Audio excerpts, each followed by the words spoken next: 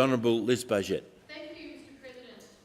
This evening I'm rising, Mr. President, to inform the Chamber of an amazing opportunity that I was recently given, and that was to attend as an independent political observer for a referendum process in the country of Azerbaijan.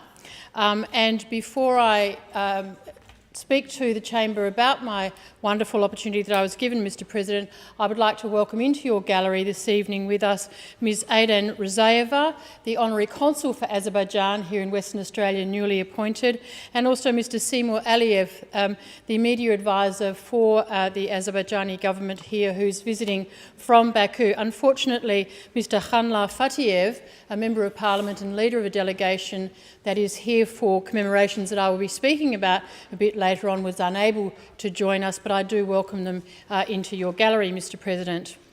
As I said, the purpose of the visit to Azerbaijan was as an independent political observer for a referendum that was held on the 26th of September.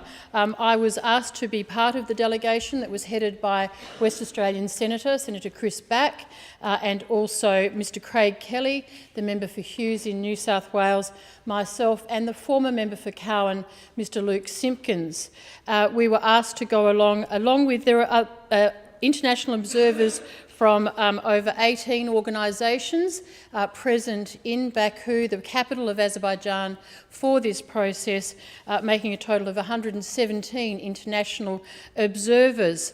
Members may be like me as to when I was invited to attend on this delegation, not quite sure where Azerbaijan was or what the history was of that country, but I can certainly tell members now that in my short time that I was there, just over a week, I learnt so much about a country that has so much potential and is certainly a country that should be on the map for all of us to visit. If we were to stand in an alphabetical line of countries, the only thing between Azerbaijan and Australia is Austria in the alphabetical list, and I think that means we were very close in that list, and there is a lot that brings our countries very close together.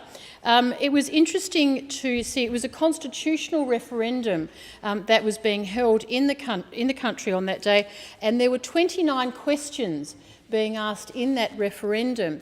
A very interesting process for us to observe.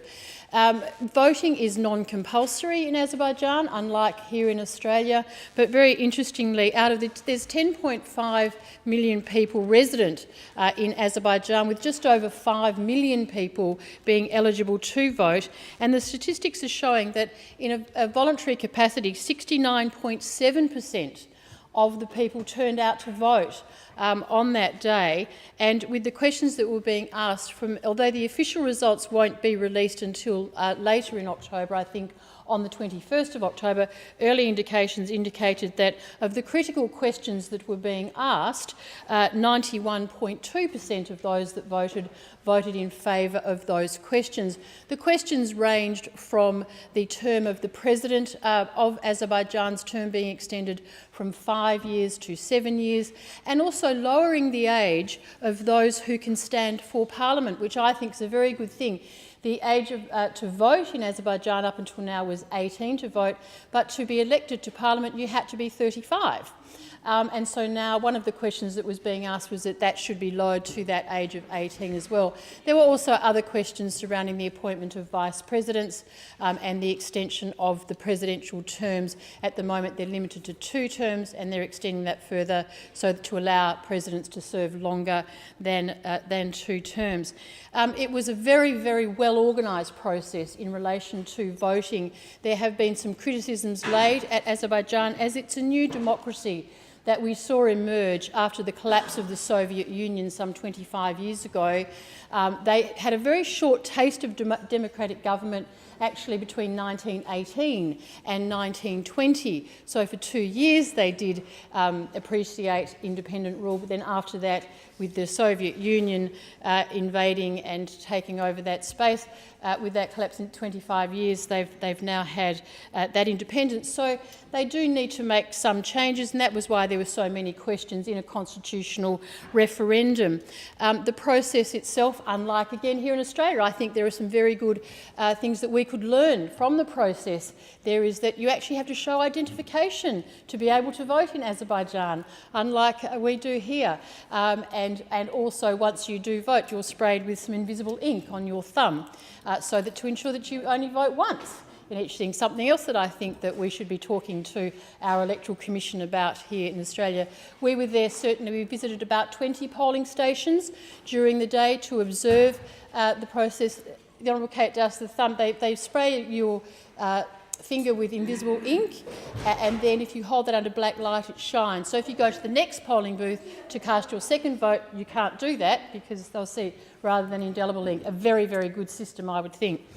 The process was transparent. There was certainly no military or police evident at any of the polling stations we went to, and people were given that freedom. And at the close of the polls, we saw the commencement of the counting of the votes, and certainly people had thought long and hard about what they were doing. They had been sent out information packages prior to the election, and of some of the ballots that we saw, people weren't just voting yes or no all the way down the page. Some were voting yes to some questions, no to some questions, and others they chose not to answer. So I think it was a very transparent, democratic process, and they're to be congratulated for the conduct of that election. And it does show that democratic rule under the new Azerbaijan party. The president, President Ilham Aliyev, who has been the president since 2003, is a very popular president. His father was the founding president of the Democratic Azerbaijan Republic, Heydar Aliyev, who was elected in 1992 and served for 10 years until his death in 2003. He certainly is revered by the people of Azerbaijan, evident by the Heydar Aliyev Museum that we were lucky enough to visit. Mr. President, this evening I'm not going to have enough time to tell you about all the wonderful things that I did see in Baku, but what I can tell people, in fact, it's not that far from Australia. It's only a quick 11-hour trip to perhaps Qatar and then 2.5 hours north on the Caspian Sea, and you're in Baku, a most wonderful city, very modern, but still holding on to its ancient history as well in the old city. The interesting thing I found about the structure there, and members will know from other speeches I've made in this place, that 95% of the population of Azerbaijan are Muslim, and largely secular Muslims, but they obviously live in very, very good harmony with other religions such as Christianity and Judaism, and that's certainly evident by the wonderful relationship that Israel and Azerbaijan have with each other from a trading and cultural relationship. So I think there's some lessons to be learnt from Azerbaijan for other democracies as to how people of different religions can live harmoniously together. Baku, you might think you've heard of it because you know that there's been some wonderful things happening there. What I can tell you is earlier this year in June, the Formula One Grand Prix was run in Baku, and we saw the ground where that had been done. In 2012, Eurovision Song Contest was also held in Baku, and in 2015, the European Olympic Games were also held there, where over 40 European countries competed, and over 6,000 athletes were in the city at that time. And in 2020, for those of you who are football, the real football, the round ball game, in Euro 2020 will be taking place in Baku. There is a lot going on in that country. The architecture is fantastic, the climate was wonderful, but most of all, the people of Azerbaijan are amazingly warm and wonderful people. There is a large delegation from Azerbaijan coming to Western Australia on the weekend, and on Sunday morning we'll be at the Flame of Remembrance at Kings Park to commemorate the 25 years of independence for Azerbaijan, and I know I've invited all members to attend, and some of you are coming, some of you are unable to, but certainly I would encourage those to attend. Australia has a very good growing relationship with Azerbaijan. We know that in relation to, there's a domestic conflict there with the occupation of some of the Azerbaijani territory by Armenia. and we know that Australia's position on that is that sovereign countries should